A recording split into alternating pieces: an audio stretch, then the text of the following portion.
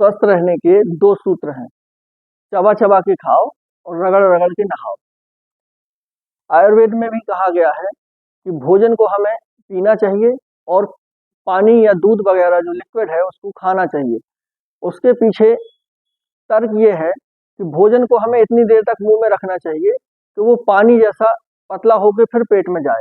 इसलिए भोजन को कहा गया है कि 32 बार कम से कम चबाना चाहिए, ताकि उसमें जो हमारी लार है वो अच्छे से मिक्स हो जाए।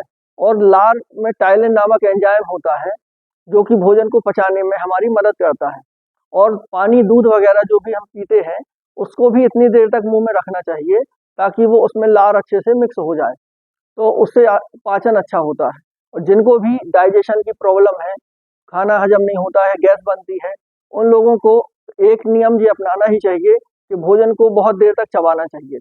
दूसरा, चबा चबा के खाने का जो सबसे बड़ा फायदा है वो ये है कि जिनको भी मोटापे की समस्या है और जो वजन कम करना चाहते हैं, तो बिना किसी चीज को छोड़े और बिना कोई विशेष दवाई लिए वजन उनका कम हो जाएगा। तो उसके लिए यह है कि भोजन को कौर की साइज ज़्यादा बड़ी ना हो, कम से कम 2 इंच से ज़्यादा बड़ा कौर ना हो, और भोजन को 32 बार चबाएं कम से कम।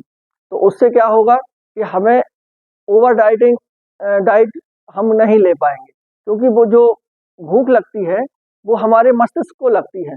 और जब हम जल्दी जल्दी खाते हैं, बिना चबाए खाते हैं, तो मस्तिष्क तक संकेत नहीं पहुंच पाता है कि हमारी कैलोरी की ज़रूरत पूरी हो गई, और इसलिए हम अनावश्यक रूप से ज़्यादा कैलोरी कंज्यूम कर लेते हैं और उससे अनावश्यक रूप से वजन बढ़ता है। तो अगर भोजन को हम धीरे धीरे चबा चबा के खाते हैं, शांत भाव से और बिना टीवी या मोबाइल के, क्योंकि टीवी मोबाइल में भी अगर हमारा मन रहता है तो भी भोजन में ध्यान नहीं रहता है और अनावश्यक रूप से हम एक्स्ट्रा एनर्जी कंज्यूम करते जाते हैं।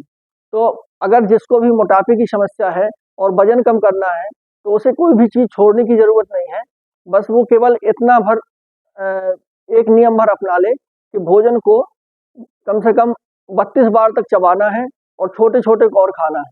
कम से कम आधे घंटे में भोजन होना चाहिए और ध्यान केवल भोजन में होना चाहिए, ना कि टीवी मोबाइल में या बातों में।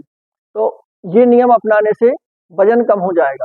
और जिसको जल्दी रिलीफ चाहिए, जल्दी वजन कम करना है, वो अंकुरित मूंग खा सकता है। अंकुरित मूंग यदि 1 कटोरी सुबह से खाते हैं तो उससे 15 दिन में ही काफ़ी वजन कम हो जाएगा, क्योंकि ये मूंग की दाल जो है वो मांस खाने वाली दाल कही जाती है।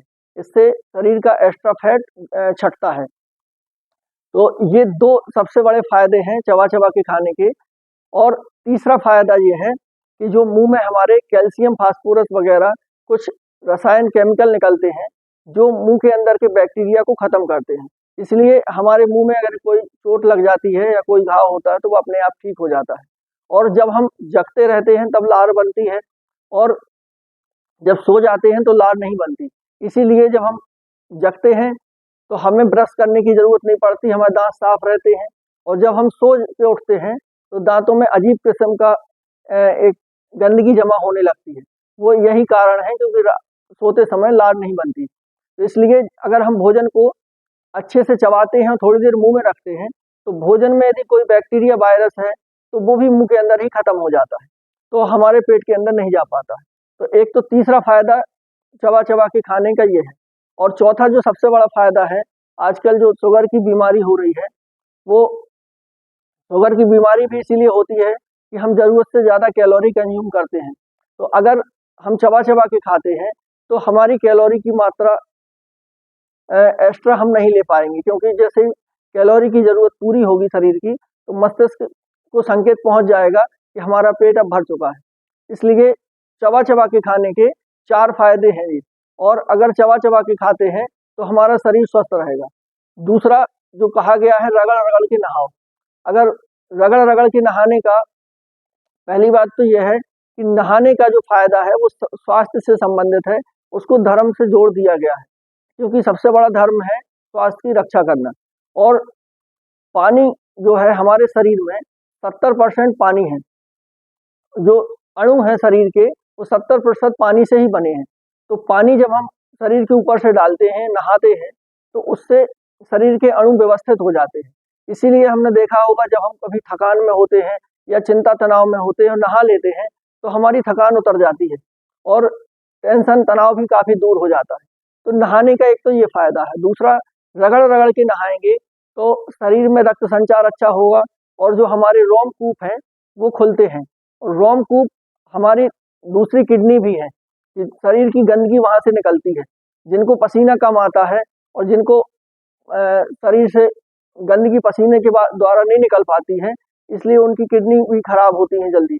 तो अगर रगड़-रगड़ के नहाते हैं और रोमकूप खुले रहते हैं, तो इससे भी हमारा स्वास्थ्य काफ़ी अच्छा रहेगा। धन्यवाद।